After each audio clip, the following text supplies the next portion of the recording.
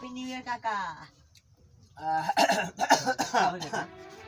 Rape જોડી કરતે English में कर ये के कर रे क्या कर ये बुढ़वा सर हमारे के मार देलो. हम कहानी है काका. अच्छा नया सर मुंह मारो.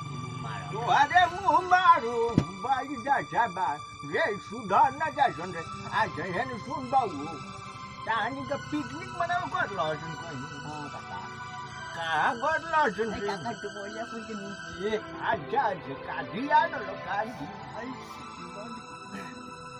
अरे बाप दंड लोन बनो ये बारी सुन बाप रे बाप बारी का तोड़ी दे रे हाथा चल.